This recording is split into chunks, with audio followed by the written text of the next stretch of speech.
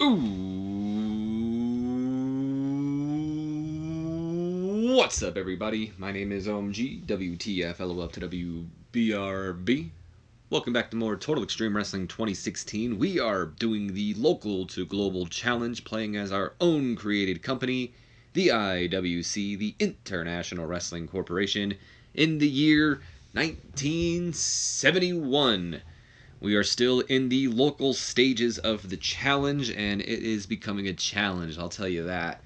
Because as you guys have known probably by now, if you've made it this far in the series, the economy and the wrestling industry are currently falling in the United States of America. And being a local company, it makes it pretty much impossible for me to gain popularity, it feels like right now. Because even though I'll gain popularity, it seems like it goes down in the next month because I'm not running two shows, or just the the wrestling industry and all that's fallen down itself. I don't know. All I know is, like, last month I think I had like a 10, maybe like an 11 popularity. Now we're at 9 again. So it's just like, why do we keep going down when our shows are good? The only thing I can think of is because we're not running two shows a month. But I can't afford to run two shows a month, unfortunately. At least I don't think I can. If I could, like, maybe build up my finances a little bit more, and I could run two shows and maybe risk it and see how well it does. But I need to build the finances up before we can do that, and it's just become a little bit of a challenge right now. The economy and the wrestling industry are definitely giving me a run for my money right now and making it hard to make money. But that is neither here nor there, because we've got the show tonight. Ripper Savage is going to be getting his IWC Regional Championship matchup, so the title will be on the line tonight, along with some more great action. One of the other things in this local to global challenge that is a little bit of a challenge as well is booking certain superstars. Now, Don Savage, one of our talents here, he's currently a main eventer on our company. He was the one that feuded with Ripper a little while back. I haven't used him in a while, and he gets a little fed up that I don't use him as often as I guess I should. And that poses a little bit of a challenge because I'm a storyline kind of booker. I like to make sure the stories are being told. And while he does have a storyline with Guillotine Gordon right now, I don't really need Guillotine Gordon or him on the card. He wasn't really required, and I'm also trying to save money, and I'm not trying to just put him on just to be, hey, here, are you happy? Now I lost money because I gave you a match. So I guess sometimes you just gotta roll with the punches, and some people just aren't gonna get booked as often. If they want to get mad, let them get mad. I mean, the worst thing that can happen is they walk out and they give me their notice, so we can just hire somebody else at the end of the day. Anyway, I've rambled on long enough. Let's go ahead and start off this show, shall we? We open up the night with a 46 solid D rating here as the show opens up with Bob Roop storming down to the ring. He rips the mic away from the announcer and he takes it and he begins to speak and he goes, Jody, you know this is wrong. You can't be so blind to see what your uncle is doing is wrong. First, he screws Monty. Then, he hires out that Ripper Savage to screw me. And as much as I hate Ripper Savage, I'm sure he'll find a way to screw him as well. And if he doesn't, well then I will. Jody, this can't be the type of champion you want to be remembered for.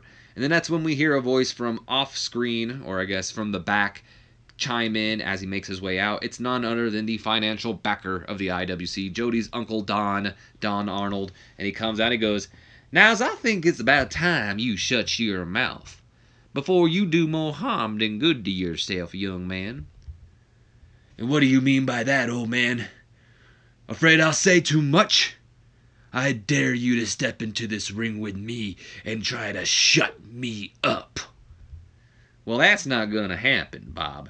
And no, Bob, I don't think you'll say too much. I just think you've said enough already.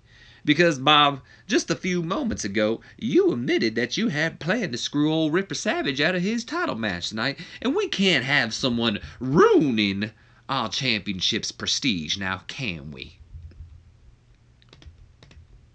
Hold on, we gotta pull up the handy-dandy notepad here. Now, I can't sit back as the man who put money in that title and let you ruin my investment. And since my nephew Jody is too busy getting ready for his title defense tonight, I'll act in his place as president for right now. Because coming up in just a few, you'll be in action, Bob. You'll be in action against these two. And unfortunately for Bob Roop, he didn't misspeak there. He meant to say these two because we are going to have our first ever handicap match in IWC history as Bob Roop will take out the menacing, or take on, I should say, the menacing Russian Roulette, Alex the Butcher, and Alexis Smirnov.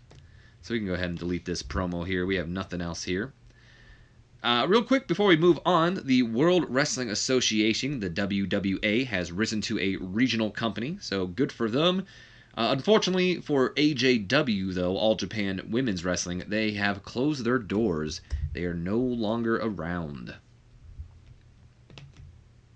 Alrighty then. Also, we are in front of 93 people, so we are looking at about, I think, $930. I think we charge like $10 per person. So, it's not too bad. We're still in some, parking lot somewhere, though. Show got off to a strong start. Crowd was hot for it. Alex the Butcher came out looking excellent, apparently. And it gained some heat for the Iceman taking on the Savage Slaughterhouse storyline. Moving on, we go to our opening match of the night, which gets a 48D plus rating here. And about that had good wrestling and a decent reaction from the crowd. Russian Roulette go on and defeat Bob Roop. Roop gave it his all, but unfortunately he is still injured somewhat. And, it is 2 against 1. He's taken on 2 of the best in the IWC. His chances weren't looking too good. In 8 minutes, 8 seconds by stoppage when Bob Roop could not continue. So pretty much the story being told here is I'd like to imagine Alexis Smirnov, who I think was the one who got the win here tonight. I'd like to imagine like he has him up maybe in like a bear hug or something like that. Bob Roop, though, of course, refusing to tap out. He's a fighter. He does not want to look like some sort of weakling or whatever it is. So he refuses to tap out, and he passes out instead as Russian Roulette just, squeeze the life out of him. Maybe they do a double bear hug, so they're like pretty much hugging him, although that's awkward. We've seen how that looked with the Yeti and the Giant and Hulk Hogan back in WCW. Bob Roop was slowed by his injury, which is unfortunate, but he's injured for a while, so he still puts up good numbers too, which is crazy. Alex the Butcher and Smirnov, of course, have excellent chemistry, which we know. This match got the crowd hotter. Bob Roop with an in-ring performance of a 55, only 1 point below Alex the Butcher. Man, I can't wait till Bob is no longer injured. He is probably our best talent in the company, I swear. Alex the Butcher with the 56, Bob Roop with the 55, and Alexis Smirnov, I should say, excuse me. He was the weak link, struggling to keep up with everyone else's in-ring performance, apparently. He had an in-ring performance of a 42. It's not too bad. Alright. Moving on, we got a freestyle segment here because I can just explain it myself. What? I'll get to that in a second there. Anyway, 40D minus rating here. The Russian Roulette, Alex the Butcher, Alexis Smirnov, they're in the ring and they're continuing their beatdown on Bob Roop. They're just enjoying putting the beatdown on the guy. When out comes the Sexy Studs, Rockin' Robert Fuller and Superstar Jimmy Snuka, and they come out to make the save. They brawl with the I keep wanting to call them the Bears for some reason. They brawl with Russian Roulette, and maybe they hit like stereo drop kicks, sending the Butcher and Smirnov out of the ring, and they just kind of back up while the Sexy Studs stand there like, come on, you want to fight? Let's fight, pretty much. Let's do it. If you remember from a couple weeks back, the Sexy Studs actually took on Russian Roulette and they beat them. And Russian Roulette weren't too happy about that as they put the beat down on the Studs afterwards. So the Studs they're pretty much not going to let it happen again. They came to Bob Roop's aid here, not going to let what the Butchers. I go from the Bears to the Butchers, not going to let Russian Roulette do what they did to them a few weeks back. Either way, this is interesting. Jimmy Snuka apparently debuting his hippie gimmick and got a rating of cool on it. I think his previous gimmick was awful, so the fact that he got below average is better, but I didn't change his gimmick. I didn't do anything. So this is the same gimmick he had from before.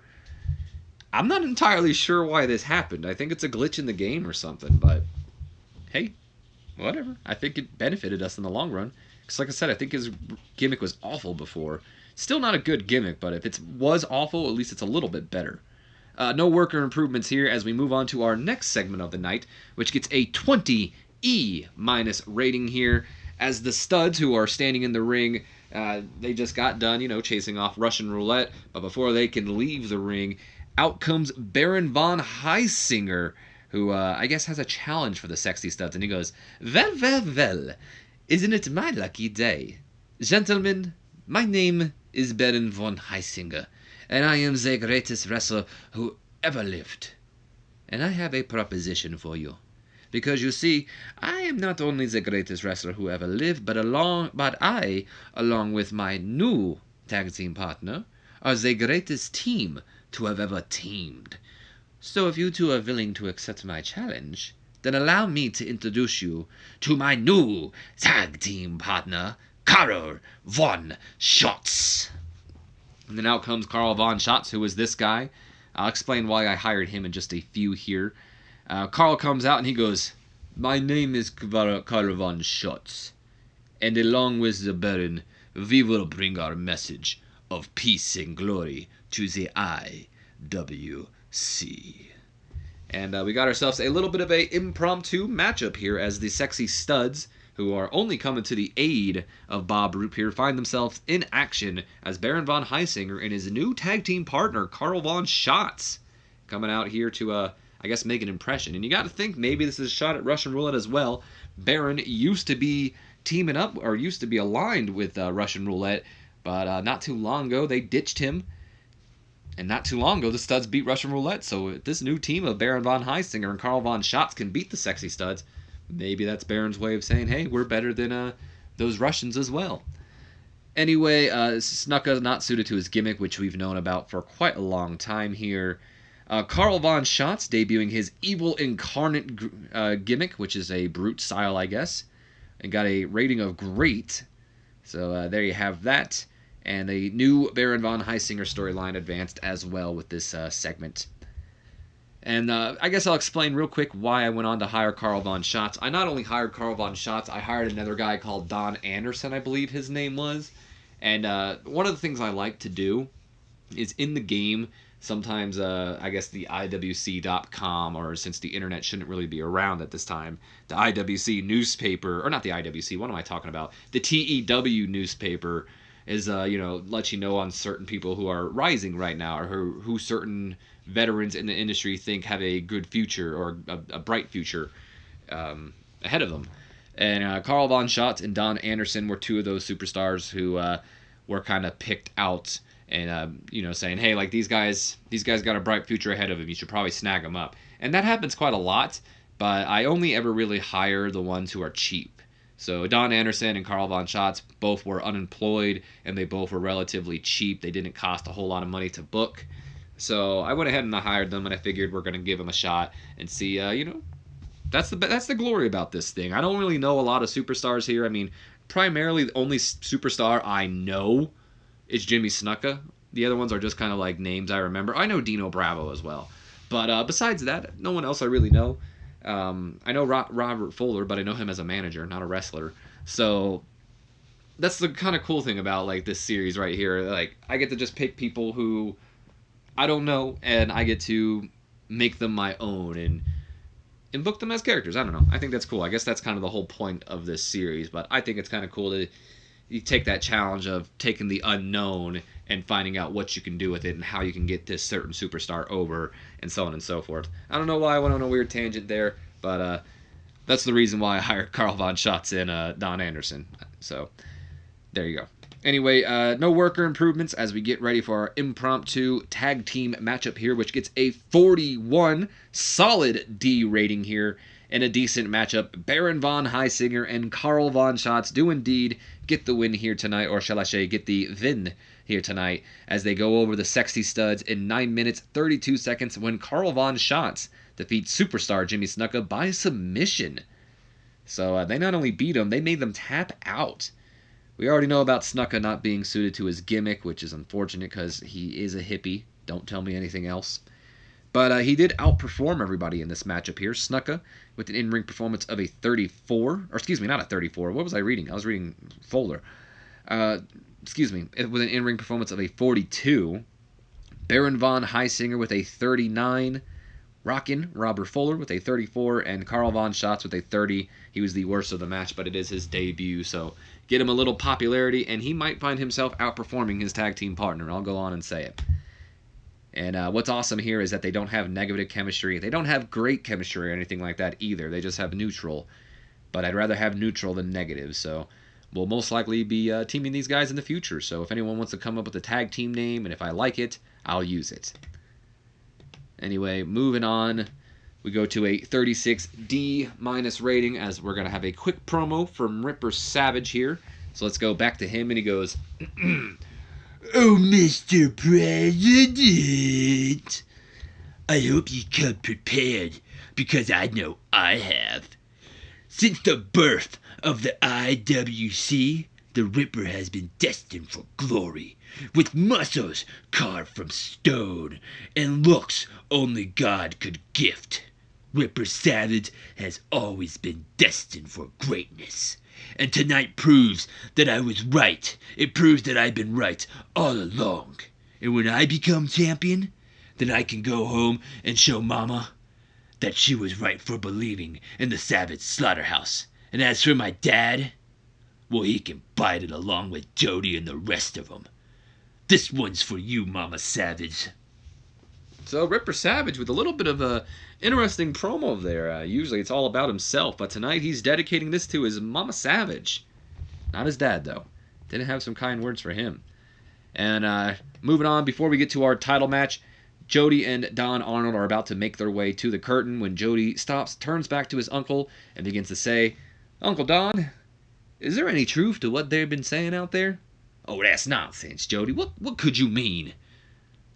"Uncle Don, look, I understand the IWC is your investment, and you want who you think is the best representative of our company to be the face. But this title has to be more than just our family. This title needs to represent the wrestling world, and we can't have it being looked at as a paper title." "You watch your damn mouth. That title's no paper title. This cost me a fortune, Jody. This company cost me a fortune. And the only reason you're champion isn't because of me. It's because of that Arnold name. There's strong blood in our family, Jody. Don't let the egos of some wrestlers fool you. Don't let these egos of some wrestlers fool you." I don't know why I put a punctuation mark there. "They ain't your friends, Jody. They just want what's around your waist. The second you won that title, you became public enemy number one. Now let's go show Ripper Savage that the Arnolds are a bit like ox." So Don Arnold kind of turning that around there and being like, "Pish posh, Jody. None of that matters. They're all just jealous. You only won that title because you're an Arnold, and let's go show Ripper Savage that we Arnolds are tough." So the corruption of Jody Arnold continues.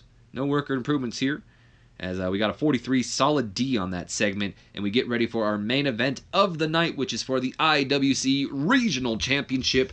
44 solid D rating here, and about that had good heat and decent wrestling to it. Ripper Savage goes on to defeat Jody Arnold, but don't get your hopes up, because after 12 minutes 44 seconds, Jody Arnold was actually disqualified when Bob Roop followed up on his promise.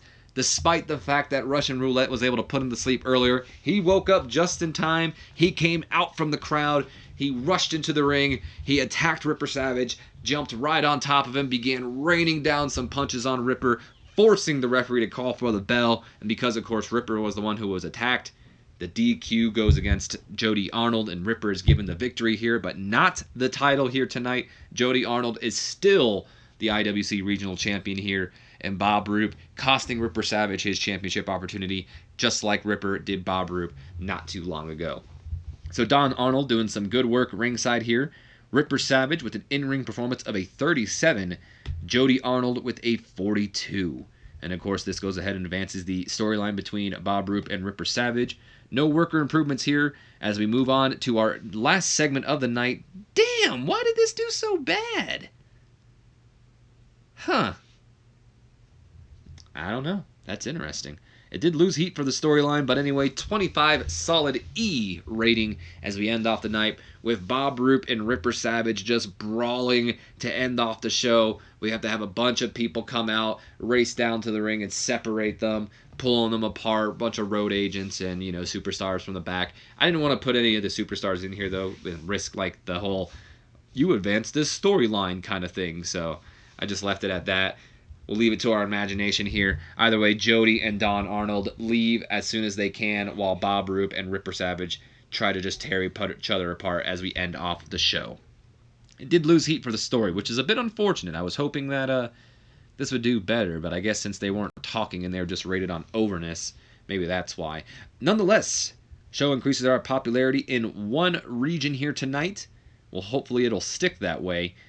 And I think what I'm going to do is I'm going to, of course, tell Russian Roulette that they did a good job. Maybe not Russian Roulette, the whole team. Maybe just Alex the Butcher. We're going to compliment. Let's go ahead and compliment him on good performance. And then we're going to point Bob Roop out as a good example, as always, because even though he's injured, he goes in there and he kills it. And let's go ahead and give Jody some encouragement as well, because he put on a good match tonight. He carried Ripper to a pretty good match. Ripper's not our best wrestler in the world, so good stuff. Alex the Butcher was happy with our speech. Good stuff. Bob Roop was very happy with our speech. And Jody Arnold seemed pleased. Alright, though, well, that is going to be the end of this video. I don't really got much else. Actually, if we can make it on, we'll go ahead and we'll check out the finances towards the end. But remember, I noticed it did it in the last video. Whenever this loading seems to happen, sometimes it seems to lag up my video and drop some of my frames. And sometimes my audio is a bit off during that time. So if that does happen, I apologize for that. But nonetheless, that is going to be pretty much the end of the action portion of this video. So if you guys want to go ahead and click off, I appreciate you checking out the video. Make sure to share the video with your friends, Facebooks, Twitters, Instagrams. I don't give a damns. And I will see you guys in the next one. But for those of you guys who want to stick around and look at our finances and see what we kind of got to make back up and what we made up from last month and all that, stick around. Anyway, let's go ahead and check out the world of wrestling right now. See if there's anything crazy going on. Looks like we got an extremely positive. Apparently put on a great show. That's awesome. Freddy Posse's apparently a kingpin right now. Nothing interesting, though. What do we got here? Just a bunch of people signing with other companies. Alright. Oh, boy. Jerry Monty upset that he was left off the show last night. Don Savage, of course, still upset. Why aren't you using me? We got to use Don Savage on the next show. Because he gets mad at me. But what can you do? What can you do? I wonder if, let me go to Alex the Butcher. Okay, nope. What about Bob Roop? I wonder if I keep, building them up, if they'll maybe, be loyal to me or something like that and maybe never want to leave. That'd be cool. Okay, let's go ahead. As you can see, we did make a profit from last month. We made $558. Hell yeah. And I think, that blows the 2 months out of the water that we lost money. Unfortunately, the December show still does us, but we'll probably lose money every December because I kind of like to use that's kind of like my Christmas gift to the wrestlers, here you go, thanks for wrestling for the whole year, you all get a match, pretty much. But anyway, we are slowly building ourselves back up. Right now we are about a little bit under $4,000 in the hole. Like I said, we made $930. Only one person didn't show back up. What the hell is your problem, dude? Did you have work?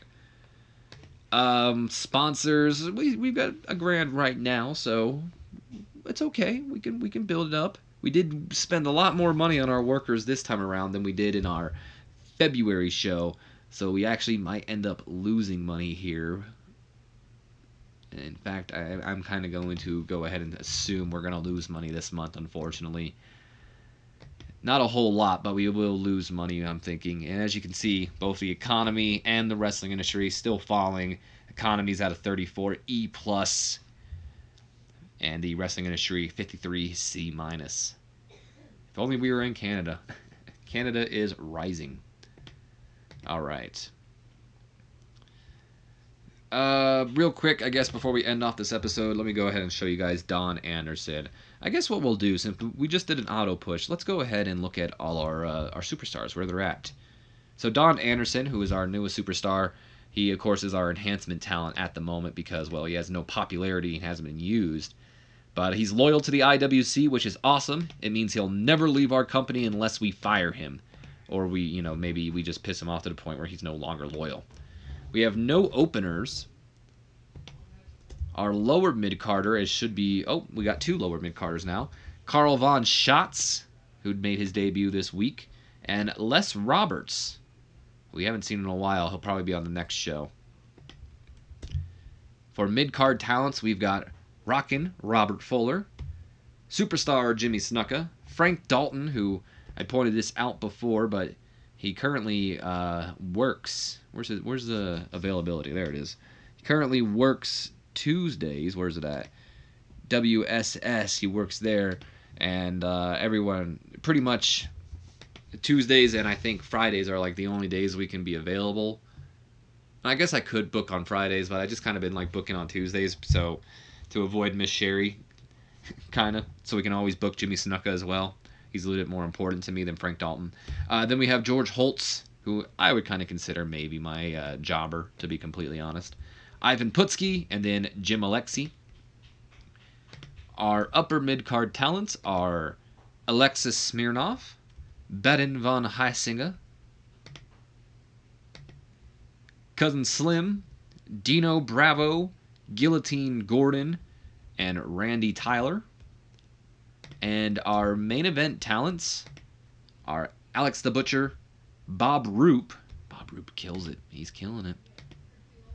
Don Savage, Jerry Monty, Jody Arnold, and Ripper Savage. So, all in all, not too shabby. That is going to be the end of this video, though. I hope you guys have enjoyed. If you have, do me a favor. Leave me a like, comment, subscribe if you haven't done already. And as always, my name has been OMG, WTF, LOL, FTW, BRB. And I will see you guys in the next video. So until then, don't forget to share this video with your friends, Facebooks, Twitters, Instagrams, I don't give a dams. Anybody you feel who would enjoy my content, give it a share. Help your homeboy get some new subscribers. Up in this bitch. And I will see you guys later. Have a great